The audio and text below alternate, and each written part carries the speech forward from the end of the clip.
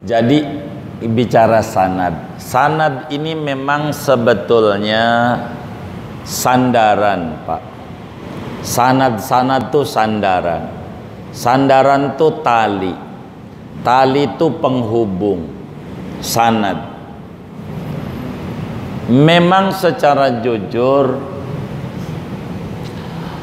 kalau zaman dulu banyak ngaku-ngaku. Orang tuh ngaku-ngaku hadis Nabi, ngaku-ngaku hadis Nabi, begitu padahal bukan. Maka kemudian itu digerakin namanya ilmu isnad, ilmu sanad, supaya hadis ini benar.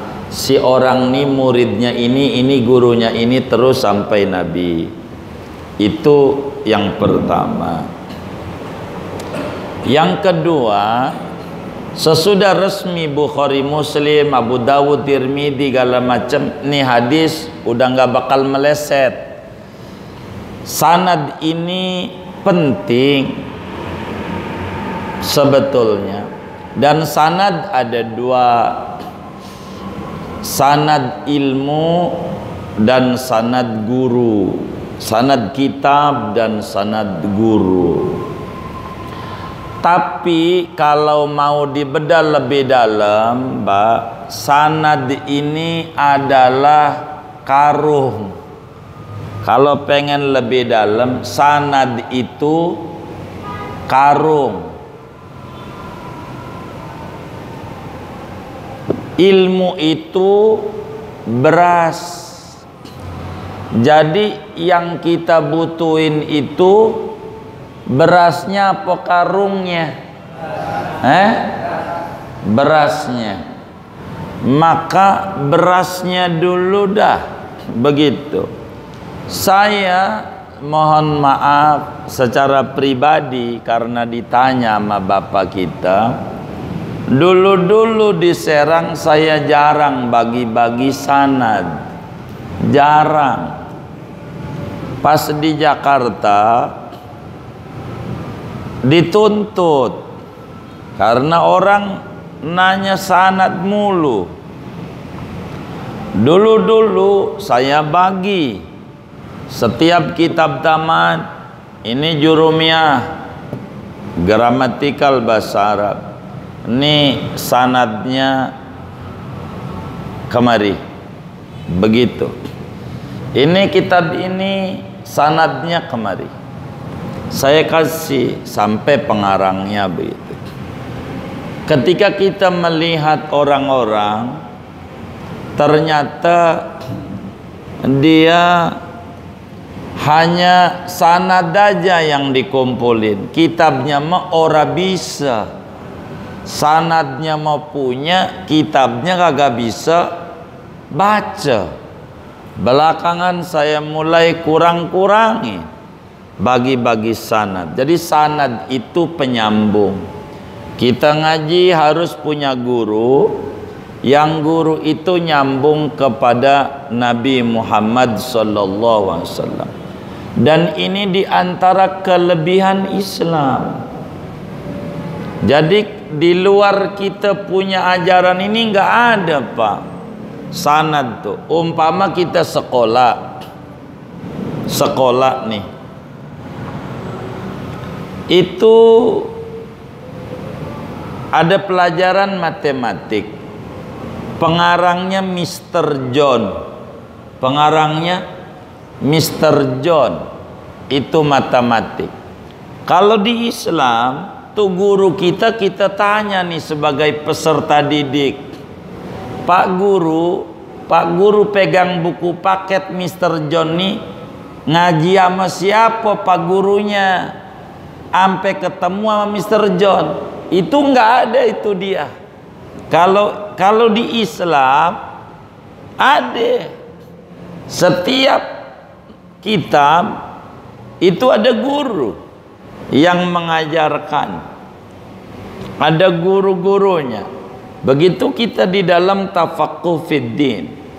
Dulu kami bagi-bagikan sanad-sanad guru, baik dari jalur Betawi sebagiannya, maupun dari jalur Banten, begitu.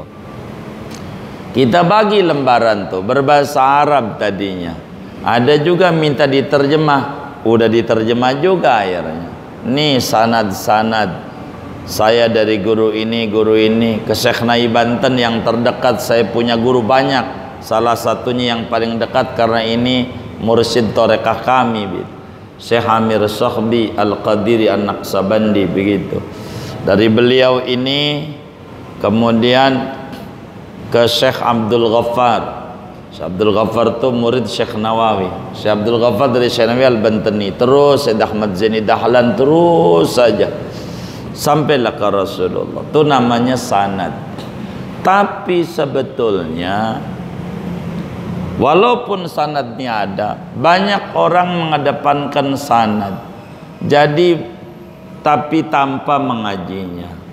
Sanad mau punya, ngajinya enggak. Jadi kalau bahasa kami, saudara baca aja dah tuh, ngaji aja selama masih benar tuh gurunya, belajar saja silahkan. Jangan tidak belajar, belajar saja, begitu. Jangan tidak belajar sama siapa kek, begitu. Guru mah teknis, guru boleh mati, guru boleh ganti, ngaji mesti terus, begitu. Sebab jualan sanad ini nih, kalau kita dongengin sanad terlalu banyak guru-guru, begitu, yang harus dicatat ini. Tapi sanad ini sandaran. Jadi yang paling pentingnya dibacanya